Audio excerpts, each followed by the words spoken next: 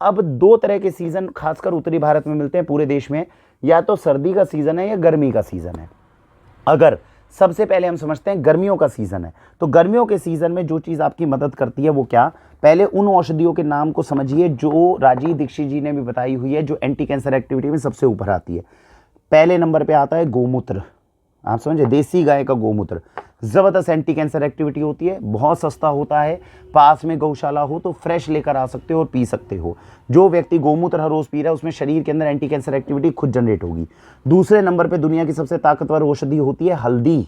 ये हल्दी के अंदर एंटी कैंसर एक्टिविटी बहुत जबरदस्त होती है। तीसरे नंबर पे जो चीज आती है उसको बोलते हैं त्रिफला। त्रिफला की और एक वैल्यू मैंने बहुत बार बताया है पहले भी वीडियोस में, किसी चीज के अंदर एंटी कैंसर एक्टिविटी कितनी है कैसे पता चलता है, वैज्ञानिक इसके लिए ऑक्सीजन रेडियंस एब्जॉर्बेंस कैपेसिटी ऐसा करके एक पैरामीटर है और एक उसके थ्रू बताते हैं। तो तीसरे नंबर पे ऐसी कौन सी औषधि है उसको बोलते हैं त्रिफला। चौथे नंबर पर एक और बहुत जबरदस्त चीज है, इसको बोलते हैं नोनी जूस।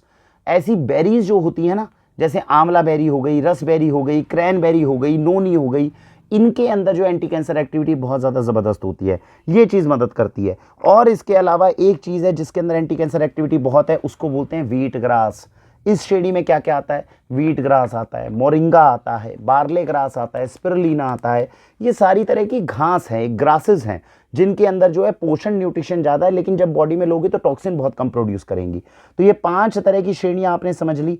अब इन पांचों का यूज़ जो है वो आप अपने पेशेंट में सीजन के अनुसार, मेरे पेशेंट को क्या सूट कर रहा है उसके अनुसार ले सकते हैं। आइए चर्चा करते हैं। सुबह जब पानी आपने पहले पेशेंट को पिला दिया तो इन 5 औषधियों का कैसे सेवन हो सकता है और इसका कॉम्बिनेशन कैसे बन सकते हैं। सबसे पहले गोमूत्र। वाक्षी से अगर मंगवा रहे हैं तो वाक्षी ने पूरी प्रिपरेशन पहले ही बना दी है। गोमूत्र के साथ में वो सारी औषधियां डाल दी हैं जो एंटी कैंसर एक्टिविटी साथ में दिखाएगी। जैसे इसके अंदर जो है देसी गाय का गोमूत्र है, उसके साथ में तुलसी, कचनार, हल्दी, जटामांसी, ये सारी पहले डाल दी है जो शरीर के अंदर एंटी कैंसर एक्टिविटी को जनरेट कर देगी। तो अगर 2 ढक्कन आधा गिलास पानी में मिक्स करके कभी भी दिन में आप सुबह खाली पेट अगर पी लेते हैं, सॉरी पूरे दिन में नहीं, खाली पेट सुबह पीने की कोशिश करिए। सुबह आपने तांबे के बर्तन का पानी पिया, फ्रेश हो गए, वापस आए, 2 ढक्कन आधा गिलास पानी में डाला, कार्सिनेक्स जो है ये अपना लिया और इसको ले लिया। 12 महीने ले सकते हैं, लेकिन सर्दियों में बहुत ज़्यादा अच्छा सूट करता है गोमूत्र। तो सर्दियों में तो ज़रूर पीना है, नवंबर, दिसंबर, जनवरी, फरवरी, नहीं तो सारी 12 महीने ले सकते हैं। गोमूत्र आपके शरीर को सूट कर जाएगा, कोई दिक्कत नहीं है। तो ये हो गई गोमूत्र की औषधि, जिसको पीना बड़ा आसान है, आधा गिलास पानी में मिक्स करके पी लीजिए। इसके बाद में दूसरी चीज़ होती है व्हीट ग्रास। अब देखिए व्हीट ग्रास वैसे तो आपके घर में अगर आप मेहनत और तपस्या कर सकें तो घर के अंदर 7 गमले लगाइए।